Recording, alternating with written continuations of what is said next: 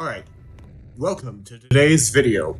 We're going to be doing a little bit of a tutorial in this wacky little game called Plain Crazy on Roblox. So pretty much what this is going to consist of and show you how to make a vehicle that pretty much, this is like the core component where you can kind of see my mouse hanging over. I'm going to close the chat so that way it doesn't get in the way. Like this beam in the center, all these little things, and these little colored blocks on the back are our main components that are going to make this work. First, let me show you how this works. So you get in, and we have it hooked up, so one is Accelerate. Now, I put way more than you need on this, so I go way faster. Observe. As you can not see, I'll just tell you the number because it's cut off. We are right now at 5,000 miles per hour, and we are going to steadily climb and fly away. Like we already left the altitude. In my previous runs, I've gotten over 500,000 miles per hour.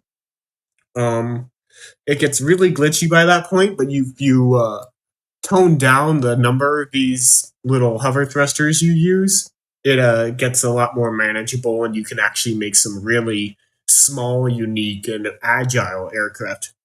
So let me tell you how to build this, like the bare basic of this. That way you can do it on your own.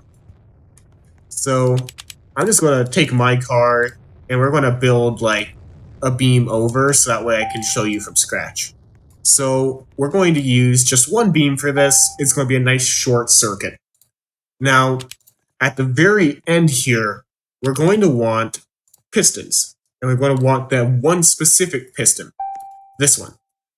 Now, in order to get this to work, you turn its distance as max force to 0.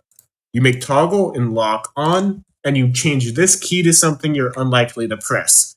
I'll go ahead and make it keypad multiply, because I don't really press over there often. Now, this part is already set up.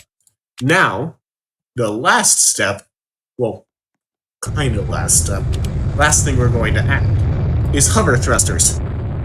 Now you're going to want to turn them so that way they are like this. The little glowy side is facing your piston. And you're just going to make a nice little line of them.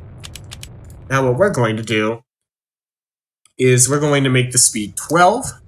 This probably can be changed, but I haven't experimented with it, so feel free to work on it yourself and see how it changes things.